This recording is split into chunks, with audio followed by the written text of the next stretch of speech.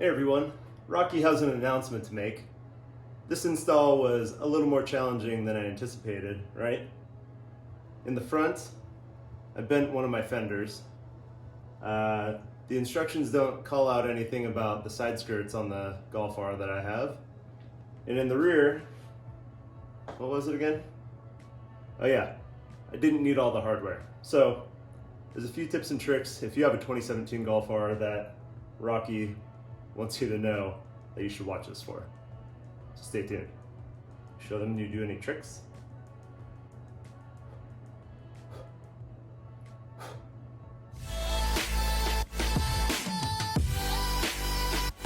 Hey folks, it's pronounced Vag and I'm Adam. This is my 2017 Golf R and today I'm installing RokBlokz mud flaps. These things are like little cutting boards.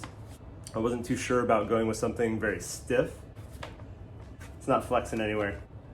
It's gonna provide a lot of stability against and protection against the rocks, obviously. Look at how big of a difference these things are. This is the rear and this is the front. I'll show you some closer up images of that. It makes a whole lot of sense in that they're gonna save maybe material in how they're cutting it. You're gonna see this in the rear more than you're gonna see the full width in the front. So really you're protecting the side of your car in the front, but like everything in the back, you're protecting the side, but you're also protecting the people behind you. So these are the shorties. I don't know if they refer to them as the shorties on their website, but these are the short versions of the RokBlokz. It's 1 inch shorter than I guess the standard version. So let's take a little measurement here. All right, so these from top to bottom in the rear, this is about 13¼ inches from top to bottom. So I'll measure again to show how much they hang down from below the car. In the front, that was the rear. In the front, this is also 13¼ inches. Yeah, they're exactly the same height, not the same width. The width on the fronts is about 7.5, I believe, and the rear is a little over 10 inches wide. So quite a bit of difference there, but. All right, so here's the measurement of how the mud flap actually hangs down below the car. This is on a 2017 Golf R with stock suspension. Off the ground, the mud flap hits right about 4¼ inches up, and then there's another 2 inches of material here that is hanging down below the car. So this is the short version compared to original, and original is 1.5 inches longer. So original you would be at 2 3/4 inches off the ground. All right, here we are behind the vehicle now. This rear mud flap is 6.5 inches off the ground with about 3 inches of material that hangs down behind it. So if you had, again, these are the short, if you had the original, you would be about 5 inches off the ground in the rear. In addition to the flaps, you get the hardware. Obviously it comes with some hardware. We've got a little baggie for the front and a little baggie for the rear. You get a bunch of extra junk in the trunk for the rear. I know that there's at least 3 mounting points in the rear. I think there's just 2 in the front. And I know that because there's 2 holes in the front one and 3 holes in the rear one. That's how I figured that out. And finally was installation instructions. I'm really happy that it came with some installation instructions. Full page of tips. There's a whole section on here that says tip, tip, tip, tip. And then on the back here, giant printed pictures of more tips and instructions on 3 more pages. How cool is that? The first tip is to turn in the front wheels to make this easier. Won't have to jack up the car. First step, gonna remove both of these torque screws. These are a T25 Torx. All right, so there's these little plastic inserts that these screws go into, and well, this right here is part of the metal fender that I'm going to be going up against. So I'd rather not use a screwdriver on that in case I decide to get a little aggressive. I'm gonna go for this interior trim tool here and try and wedge. Oh, look at that, baby. If anybody has one of these, consider using it. Look how easy that was. Let's see if I can get this bottom one out. How does this one? Yeah, just peel back the fender. What is it showing pictures, Adam?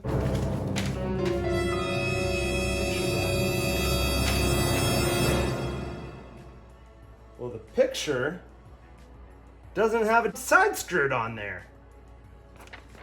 All right, guys. Got a little tip already. Variation from the instructions. The instructions right now at this point basically say that I'm supposed to peel back the fender liner, but in my instructions here down on the rocker, they don't have a side skirt. So yeah, of course it would be super easy for that to just peel away. So I, on the Golf R, have this side skirt that's out here, so I can't just pry that away. Oh, in the Sam Hill. Oh God, I don't want to break that. Yeah, this is pretty flexible. All right, there we go. Okay, so the fender liner is pretty flexible. I pulled it out away from the side skirt enough to be able to get in there, to get out the little fender liner clip. All right, I want to show you exactly from the angle that I'm looking at. I've got the wheel turned in, I've got the fender, I've got the fender liner. Let's get a little bit of a better view here. I had a little fender retainer that was in this upper hole. And now there's one down in here, but to get it out, it has to come out like this. But the, guess what? The side skirt's there. Let's see. So you can see, I've got right back in here, the fender retainer, fender screw retainer that I have to push out this way, but I've got my side skirt in the way. Let's wiggle our way down in there and see if we can't get that out. Actually, this is a little bit thinner. A little better. Oh, look at that. Baby wants to come right out with this tool. All right. Definitely recommend that to anybody. Look at that. This, I'm gonna bend it like Beckham. Oh, Lord. Woo! Did it. This interior trim tool that's very thin with the little U shape on the end, man, that did it. That got that piece out of there. I bent that way more than I wanted to, and but it's done. I did it. I got that piece out. So now I can put in the 2 fender clips. First one goes up here. We're gonna put, just slide it right on over that existing spot. Booyakasha. Line it up correctly. Let's see if we got, there we go. Just use my little T25 to line that right up there. That'll be perfect. All right, now we're gonna show you what's behind the fender liner here. I just put these clips in. I've got that one slid over the top section. I've got this one down here slid onto the rocker itself. The side skirt comes up and over it. The fender liner will go back in, tuck behind the side skirt. Booyah. I'm saying booyah too much. Now, we're gonna try and flex all this back where it came from. This fender liner needs to go behind the rocker, not the rocker, side skirt. So I'm gonna just kind of gently push. I'm pushing kind of like on the inside edge here to flex it and bend it to where it can find its way back there. Oh yeah. Oh yeah, I think we did it. All right, so we're gonna throw this bad boy on here. We're going to use these supplied screws and washers. I wanna say just a quick bit about the hardware. The screws are a really nice stainless steel, or appear to be a nice stainless steel. The washers are a really lightweight, I think they must be an aluminum, but I really like that they're black. So that way you don't have these huge round silver pieces hanging out in your fender well.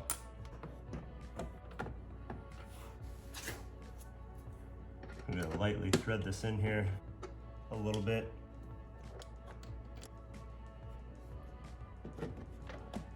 Okay, I still have some play here. So it's all the way out, all the way in. You have some nice adjustability with these. It's kind of hard to see where this black is at.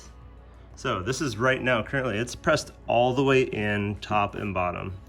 Now you can leave it in the bottom, pull the top out, have some flare, kick out the other way. Mind that you'll be level or not level with the ground there. Kind of like the all the way pushed in look. That's gonna give me significant coverage compared to nothing. This is currently pushed all the way in. If I leave the top in a little bit, pull the bottom out, that looks a little bit more level with the ground, but I don't know. How much should I be hanging out there? Now I'm on the logo here. I've got the dog paw in it something. Who knows what that is? Man, if I kind of pull it all the way out, am I gonna look like a goober? All right, I said that I thought I would be okay with the bottom pulled all the way out and the top pushed all the way in, but here's the angle where I decided that's a big nope. And it's angled out there a little too far for me, for my taste. So I'm gonna try and level that out, square it up, and guess what? I might actually use a square. So I've got this framing square here. This is to give me a good visual reference of what kind of straight up and down looks like. My garage floor is not perfectly level, but this gives me a better visual reference than the side of my car and having to step back. So right now I've got the mud flap pushed all the way in. What I'm gonna do is I've got, it's bumping up against the top here, so I'm gonna pull out the bottom slightly. I'm gonna keep the top pushed in as far as I can, because I don't want it sticking out too far. And I'm just gonna make it so that it's just about even on the top and bottom with the amount of space that is between there. So I'm pretty happy with that. The logo is in a good spot where it doesn't look like it's being blocked by the side skirt right now. So I'm gonna turn the wheels, tighten it back up. They do mention in the instructions that you do not want to over tighten your hardware, because you got a stainless steel screw with a plastic nut on the back, basically, that you're going into. We're still good. Looks good to me. I've got the top pushed in as far as it'll go. I've got the bottom pulled out just a little bit so it gives a relatively straight up and down look to it.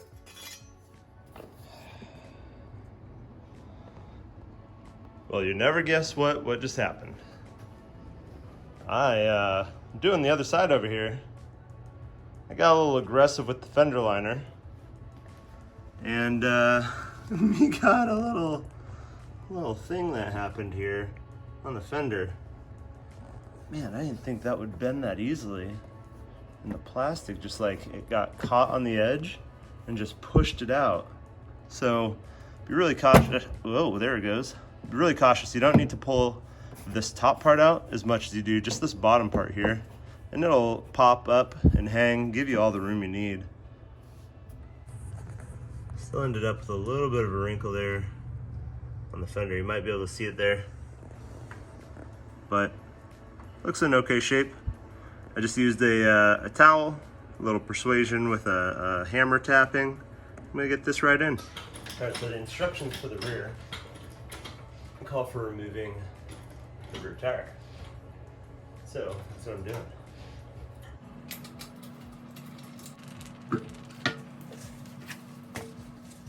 All right, so the first, hey, Rocky. All right, so the first step of the rear here is to remove these two T25 Torx bolts. We got one about halfway up fender wall here, and then there's a second down below. There's actually two down below. One is on the felt and one is not. So you're gonna remove the one that is on the felt liner there. And you're gonna gently peel this back. This is a ton easier than the front, a lot more flexible. So the instructions on the copy I have states to remove the two OEM clips. Well, as I found on the other side, I only have one OEM clip here on the top. It's this metal clip. And then on the bottom here is actually a fully integrated plastic piece that I'm not actually able to slide the provided clip on, and you just screw right into that. And it worked on the other side just great. So, all right, so we're in the rear fender liner here.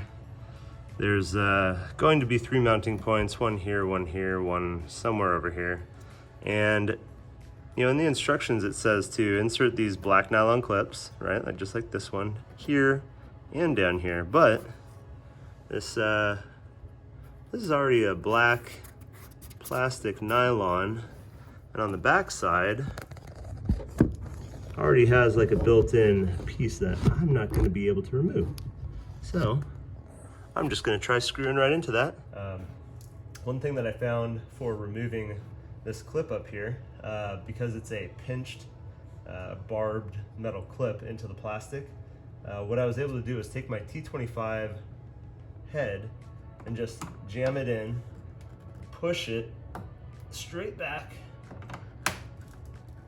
to bend this metal clip out, and it loosened it right up to take it off, because it's got a barb back here that if you just go try to slide that off, man, you're just gonna struggle with that the whole time. So yeah, it was perfect. The T25 head fit right in there.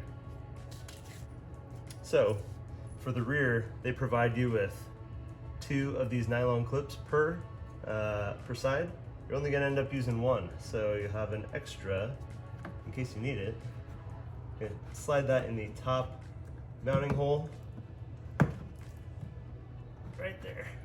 And I actually like to use this T25, kind of persuade it over a little bit too. Try and help line up that hole so when I screw in, it's spot on. Awesome. So that's all you gotta do, right there.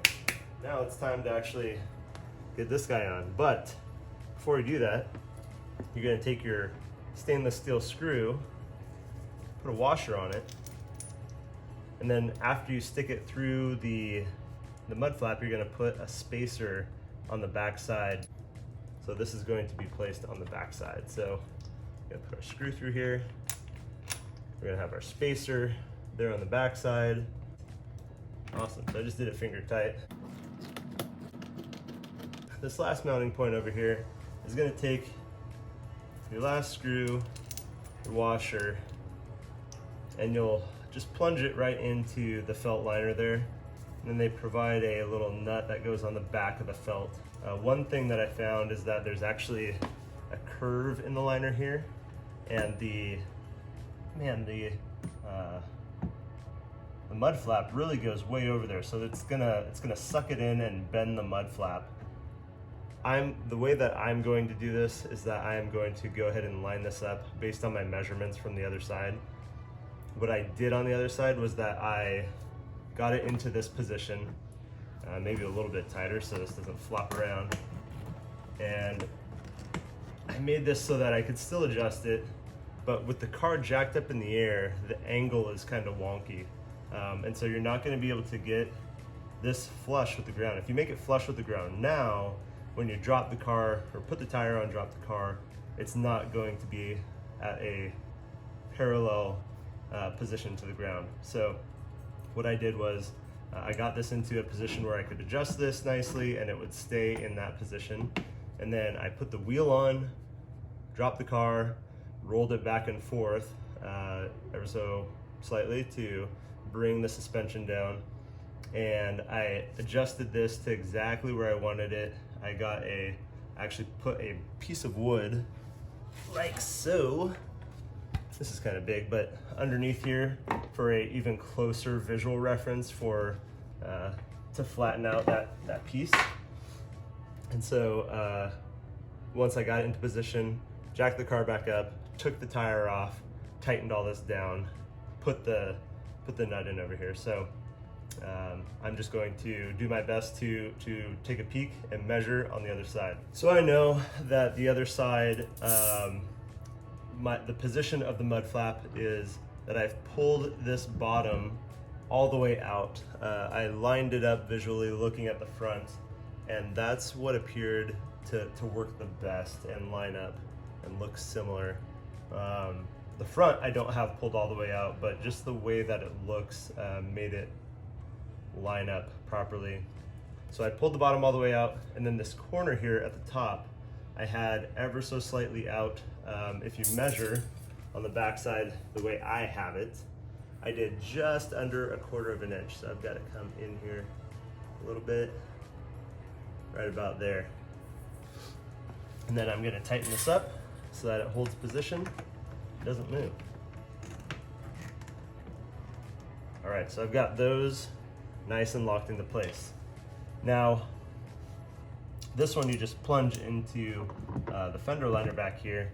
So because I have this hole all the way this way, I don't know that I'll ever adjust it. I'm gonna try and put my screw as far over to the inside edge as possible. And so you'll just screw this in. I found that with the other side, it worked best for me to actually get it threaded quite a bit before I tried putting this nut on the back side. There's a spot underneath the bumper here where you can very easily reach up in there, so you don't need to disconnect any other part of the fender liner to do that. And I can see the screw right there. I found it was pretty easy just to thread it on by hand after having this in here, so you're not playing games like I am right now. You have to hold this nut in place while you screw it in. So this is where it could be helpful to have a bud help you hold it. And you know what? I'll point out too that this is really helpful to have this short stubby screwdriver.